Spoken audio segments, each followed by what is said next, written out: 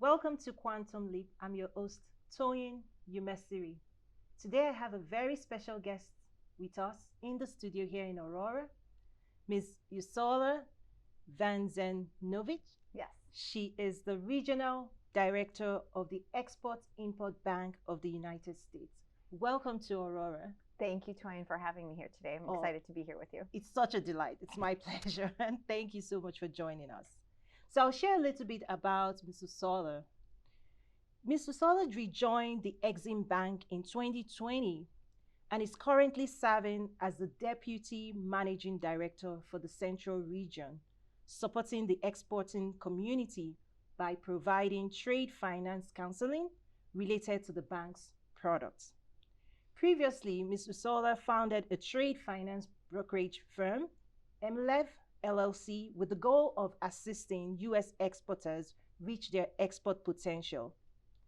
MLEV, which was awarded the 2019 New Broker of the Year, assisted companies navigate a variety of trade, finance tools, and best practices to manage international sales risks, finance exports, and increase global competitiveness. Ms. Ursula is a member of the Board of Directors of the International Trade Association of Greater Chicago. Welcome again to Aurora. It's such a pleasure to have you. Thank you. Excited to be here. So, EXIM. I'm quite familiar, but I realize not everybody's aware about what EXIM does to promote U.S. exports and to support the community, business community. Please, can you share with us a few of those things that EXIM does for the U.S. business community? Well, that's why I'm really excited to be here with you today because EXIM Bank in the coming year is going to already be in existence for 90 years, which we're excited to celebrate our 90th anniversary. But one of our challenges for sure is just making sure that in particular, small and medium-sized companies know of our services, know of our existence, and how we can help them. So as I mentioned, we've been around for almost 90 years now, and we really partner closely with the U.S. Department of Commerce and the Illinois District Export Council to get in front of small and medium-sized companies to let them know that we provide financing support and we provide risk mitigation tools so that when they are doing business internationally or when they have an opportunity to sell a product or provide a service internationally, they have either our financing support or they have security from us from a payment standpoint. And really our goal and our mission is to get companies engaged in international so that they ultimately can create more job opportunities and more sales opportunities here domestically. I love that. One of the things I always tell my clients is don't try to do this alone. Absolutely. Because your tools, your support, your counseling, the resources is to protect, right? To protect and also secure the success of U.S. exporters. Yes, absolutely. I love that. So when it comes to financing, that's one of the hot topics, right? How do I fund exports? What are some tips you can give the Aurora business community and even others watching this beyond the region about what to think about or what they need to consider from a financing standpoint? Well, first I'll mention that you said you can't do it alone, or you shouldn't be doing it alone. In order to be a successful exporter, you've got to build a team, not just internally, but as well as externally. And so establishing a relationship with a commercial bank is definitely essential. Maybe a community bank, but many community banks have relationships with larger banks, and you can get services that way. But also making sure, many companies who are in business are doing it domestically, of course, are probably going to have an accountant. As you start to look to export and do business internationally, it's making sure that your external team, like that accountant, has a knowledge base of international, or that, again, they have a resource or they're part of an association that gives them that knowledge base. Because as you grow your exports, one of the things your accountant could do is set up a domestic sales corporation, and that would reduce your tax receipts essentially. And so again, it's building a team outside of your organization to help you grow those exports. And from a financing standpoint, it's important to establish a relationship with the bank almost when you don't necessarily need it, right? Because when you need it, sometimes can be a bit difficult. And so what we do, I know that you had Small Business Administration on your show recently, Yes. and we are similar to them in that we will partner with a commercial bank to kind of take away the international risk from the banker, so that the banker then is comfortable in extending working capital support to the U.S. company. So that's one of the ways that we work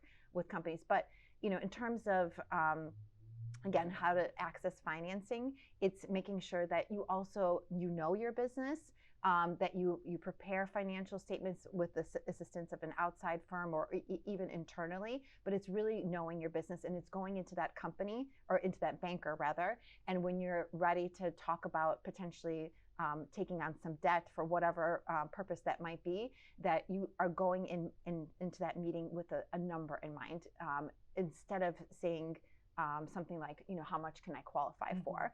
It's really just going in prepared to that conversation. I love that. So I want to try and explain what I understand from what you're saying in a very layman perspective. So what I'm understanding is that the US government comes along your side and also, in a way, backs a lender, right, to support you and to make sure that the lender is protected as well. Correct. Okay. So there's really two different ways that we work directly in supporting U.S. companies. One is the financing support. Yes. So from the financing support, and within that, there's actually two ways as well. First and foremost, we want to make sure that a U.S. company who has an international purchase order and may have a relationship with a commercial bank, that we essentially partner with their bank to make sure that the banker is comfortable with the fact that the order is from Brazil or from Morocco or from Vietnam, whatever country it's coming from. Oftentimes banks are reluctant, yes. But had that order been from Kentucky or from Indiana or Wisconsin, if that banker wouldn't have been reluctant, we're here to just take away the commercial and political risk from that transaction. Yes. So, and we partner with over 50 banks in the United States, and many times we'll talk to an exporter and it turns out that they are already working with one of the banks that are partnered with us, but sometimes these organizations are large and it's just a matter of getting to the right contact within a given organization, and so we can make that connection.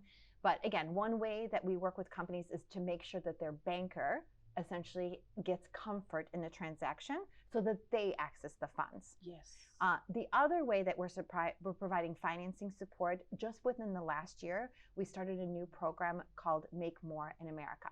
So ultimately, EXIM Bank's been around for 9 years, and really our mission is to support U.S. companies' growth outside of the United States in order to create more jobs here in the United States.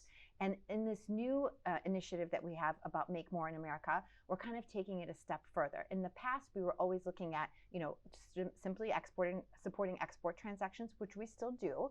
But now we're starting to partner with companies who say, I need to build a new factory, or I need to renovate a factory, or I need to expand my factory. And in that case, we're actually doing direct financing, where we're actually directly working with companies. And I'll tell you, we have many transactions in the pipeline right now, ranging in size from 5 million up to a couple $100 million. And really, probably 5 million for that direct financing in terms of factory sort of support is sort of where we start out, only because the Small Business Administration does smaller transactions. And again, the whole purpose of this Make More in America program is to make sure that companies have access to the financing that they need. And ultimately, if they're either expanding a factory or renovating it or building brand new, we ultimately are going to be looking to them to be exporting 15. So we're going to be looking for them to generate 15 to 25% of their revenue from exports, because again, we are the Export-Import Bank, and we are always looking out to grow exports for U.S. companies, because we want our customers to have a diverse customer base. And so that means not just here in the United States, but outside the United States, because business cycles ebb and flow. And while we might slow down here in the United States, other parts of the world are still cranking away.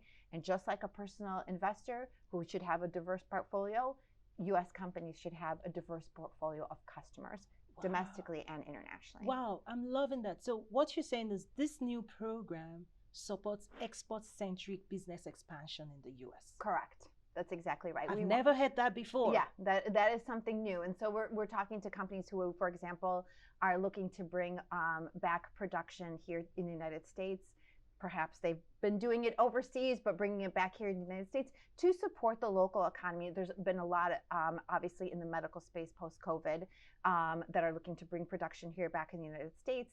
And again, there might be those factors are being built for domestic consumption, but we're always going to be looking to companies and pushing them to generate some of their revenue from exports as well. Again, all about having a diverse portfolio of customers. I'm loving it.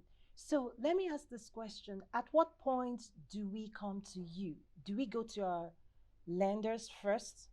And if we're not able to secure export financing, then reach out to you? Or do we go directly to EXIM? If you have our contact, come directly to us for sure. Okay. I think a lot of times companies end up contacting us because they got, right, they got stuck perhaps with their lender. But the way they come to us is a variety of different ways. And really, we're so grateful to you to have us here today because we're really trying to get out to them so that they know that these services exist and that we're trying to provide this financing support. And really, I have to tell you though, on a day-to-day basis, a lot of the companies that we work with aren't necessarily even looking for financing support, but they're really looking for, okay, I have this inquiry and my customer says, my prospective customer says that they won't pay me for 60 days or 90 days and I can't wait that long, or I'm nervous because I'm exporting outside of the country and it's a $20,000 shipment, but how am I going to collect in the event, I don't get paid? And so while we do provide financing support, a lot of what we do for small and medium-sized companies is really risk mitigation tools. So that's another part of the bank that is very active. So it's really just, we're offering insurance essentially to companies who are invoicing international customers. So for example, yesterday I talked to a company here in the Chicagoland area that is a manufacturer of industrial baking equipment. And they were telling me that they were sort of the third largest supplier, but their two larger US-based competitors were in the last year purchased by a European company. So the landscape's changed as a result of that consolidation, and they are now receiving inquiries internationally from very large companies, Mondelez being one example, but overseas, so it is an international risk. It might be Mondelez, Mexico, or Czech Republic, or another location, but there's still, of course, commercial and political risk associated with that payment. And so they came to us and said, well, they're offering us 20% down, but they're asking us to give 180-day terms on the balance. How can I do that? What if something goes wrong? That's a really long period of time. And so we talked to them about the fact that we can provide them insurance. Of course, we're always going to do due diligence on who the customer is internationally. And in this case, it's a little easier. It is a recognizable name. But even if it's not a recognizable name, it's something that we do day in and day out, working with companies here in the United States saying, who's your customer? Let's do some due diligence. And then we, after doing that, will insure essentially that invoice. So really, the US company is only going to come to us if something goes wrong. Hopefully nothing goes wrong and payment comes in 180 days or 60 days. But if something goes sideways for a political reason or a commercial reason, that's what we're here for. And things do happen. Yes. We have a great resource on our website called the Country Limitation Schedule. And it kind of sets out all the countries in the world where we currently do business and where we don't do business. And there are many markets, obviously, some markets that we legally are prohibited from doing business because of sanctions, but there's also markets, unfortunately, like in Argentina, that's difficult right now. The Argentine importers aren't able to get access to US dollars to pay their vendors in the United States. So as an example, that's not a market that we're doing business in currently.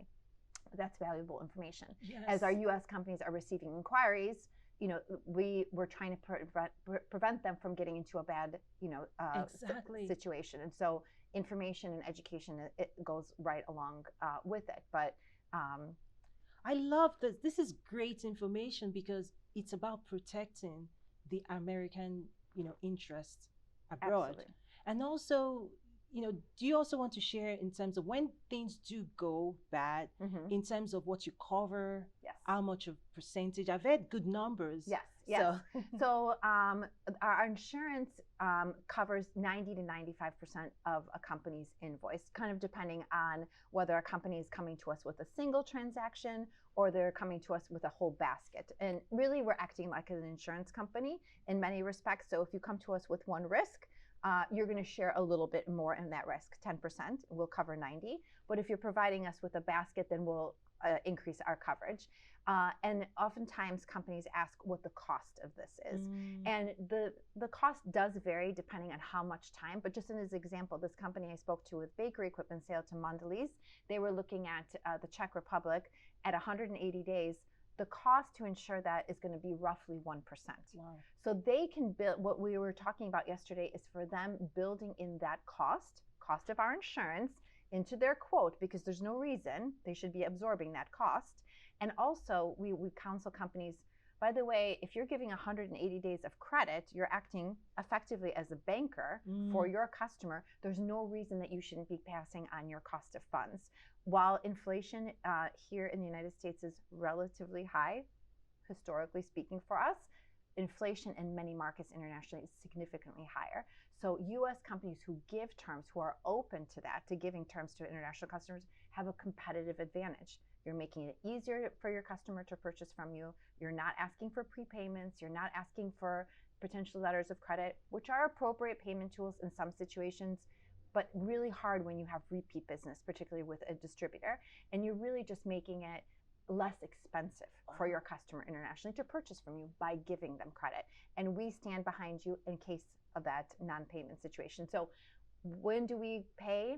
If there's any political risk, any action on the part of the foreign government that would prevent your customer from paying you, we step in immediately. Wow. Most of the time, though, we really see non-payment situation due to commercial risk. Maybe you sold to a distributor. That distributor sold to an end user. They didn't get paid. And as a result, you're not getting paid here in the United States. So any type of commercial risk, whether it's bankruptcy, insolvency, just slow pay or cash flow problems on the part of the overseas customer, we can cover those risks. So, and we cover it again at 90 or 95%, depending on how that's set up. So, we have companies who ask, what size transaction can you do? And on this side, we really can do any, because we are charging a premium based upon the size of the invoice. So you have a $10,000 invoice, you're going to give 60-day terms, you're going to pay us $55. Wow. Okay, for $55, if your customer doesn't pay you, we're going to give you a check for $9,500. Of course, we are going to ask you for documentation. It's an insurance policy. Yes. We want a purchase order, a final invoice, a shipping document. Wow. So going back to those partners, your external team, one of the key partners we counsel U.S. companies to have is a freight forwarder. A freight forwarder is an essential partner. They understand export regulations. They know how to move product, but they also control the documents that you need for, in our case, payment. Wow. So you want to have a good freight forwarder as well. So sorry, we've been all over the place here. No, this is great information. So let's bring it home to Aurora. Yes. What can exporting do for the community here when we have more businesses tapping into resources like the EXIM Bank? What's the potential of exports to a community like Aurora? Exports are so essential to, again, bring stability, because when you have a company that is exporting and has a diverse portfolio of customers, they're stable in their sales. Again, while things may slow down in the United States, overseas, things are chugging along. But the other thing that we've learned from our customers is that those who do business internationally and are competing on an international basis sharpen their skills. Their products become better, their processes become better, they become more competitive. As a result, they generate more revenues, they provide stable employment to the local community, they're more successful. And one of our customers that we, interestingly, we heard from their perspective about the fact that they started to do business actually internationally more so before they even got going domestically. And that international acceptance of their product actually brought them success domestically, because all of a sudden domestically it was noticed that they were having success on an international basis. So for Aurora to be active in the international trade community, it will build stability for the local economy. Wow, thank you so much. This is great stuff. And thank you again for joining us. Thank you so much for having. Yes, so now I'm going to ask you my leadership success question. You've been in the government and gone private sector and back into the government.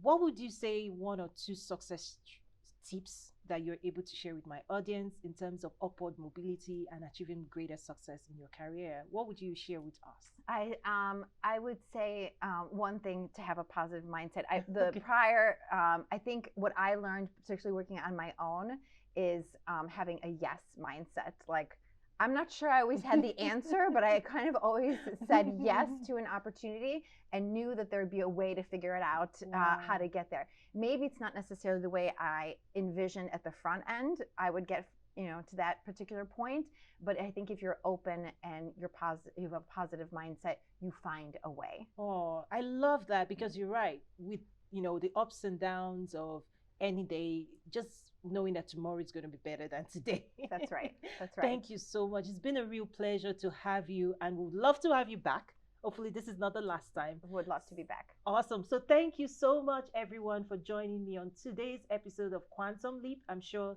the information you've heard today about the Export Bank is really going to help you take your business to the next higher dimensions. See you again next week.